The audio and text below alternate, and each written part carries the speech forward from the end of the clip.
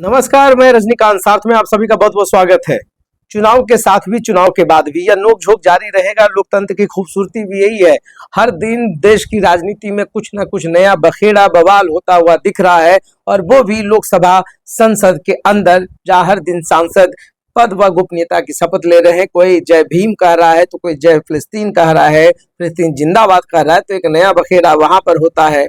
तो वहीं कल पप्पू यादव जब वो लोकसभा संसद के अंदर अपने पद व गोपनीयता की शपथ ले रहे थे, तो शपथ लेने के बाद उन्होंने जिस जिस अंदाज में उन्होंने पूरी बात को रखा, और उसके बाद उन्होंने रीनीट की बात की, मांग की, नीट परीक्षा को वापस लेने की बात हो रही है। फिर से वो चुनाव हो, विशेष राज्य का दर्जा मिले, ऐसे तमाम नारों के साथ वो सब कुछ कर रहे थे, संवाद भी कर रहे थे, सब कुछ ठीक भी चल रहा था। मगर ऐन वक्त पर बीजेपी के सांसद किरण रिजिजू ने टोक दिया, और टोकते ही भड़क गए पप्पू यादव। अपने तेवर के लिए तो जाने जाते हैं, पूरा देश जानता है कि पप्पू यादव कभी डरने वालों में से नहीं है, झुकने वालों में से नहीं है।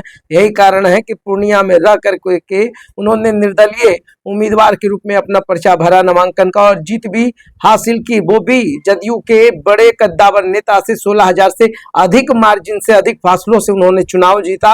और चुनाव जीतने के बाद जिस आक्रामक अंदाज में पप्पू यादव अपने पूरे लोकसभा सीट में, चाहे वो रेल स्टेशन हो, रेलवे स्टेशन की बात हो, या डॉक्टरों के बीच में जाकर अपनी बात को रखने की बात हो, पप्पू यादव बिल्कुल नहीं हिचक रहे, स्पष्ट अपने प्लेटफॉर्म पे कह भी रहे, डॉक्टरों से बात भी कर रहे, फीस भी निर्धारित कर दिया है कि इससे ज्यादा किसी की फीस ना हो।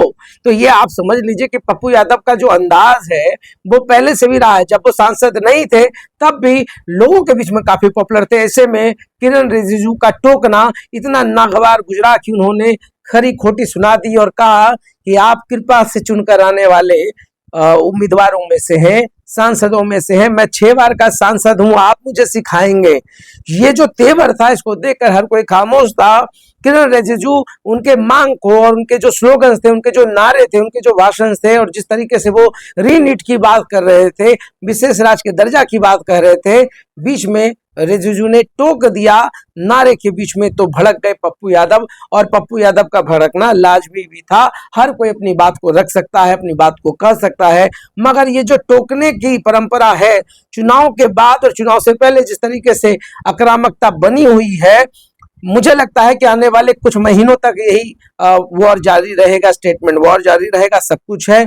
इधर जो लोकसभा स्पीकर की बात हो रही है, ओम बिरला के खिलाफ में विपक्ष ने अपना एक कैंडिडेट खड़ा कर दिया। हालांकि राहुल गांधी ने कहा था कि अगर डिप्टी स्पीकर का पद मुझे मिलता है तो लोकसभा स्पीकर के लिए वो समर्थन दे सकते हैं, मगर बात नहीं बनी। अब जो है शैडो पीएम की बात हो रही है। क्या कुछ रहा है, ब्रिटेन का जो कल्चर रहा है, जो लॉ रहा है, उस हिसाब से अगर ब्रिटेन की बात करें या अन्य कंट्रियों की बात करें, अन्य देशों की बात करें, तो वहां पर 2 ही दल होते हैं, मगर भारत में कई दल हैं और तमाम चीजें हैं। 10% एक बहुमत का जो संसदों का चुनकर आना होता है सत्ता पक्ष में, उसके 10% पे होने पर अपोजिशन, लीडर ऑफ अपोजिशन का पद होता है। तो ऐसे में राहुल गांधी तो खैर अपोजिशन ऑफ लीडर चुन लिए गए हैं और मान भी लिए गए हैं।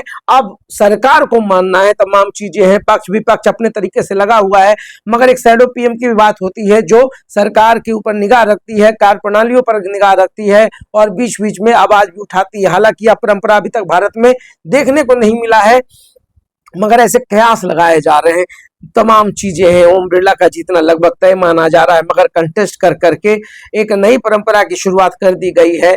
तो ये भी जो आप समझ सकते हैं कि लोकसभा के अंदर जो एक बहुत ही अच्छा एटमॉस्फेयर रहा है शुरू से, उसमें ईगो अपना अपना क्लास कर रहा है, लोगों की अपनी अपनी डिमांड्स हैं, अपनी अपनी तमाम चीजें हैं।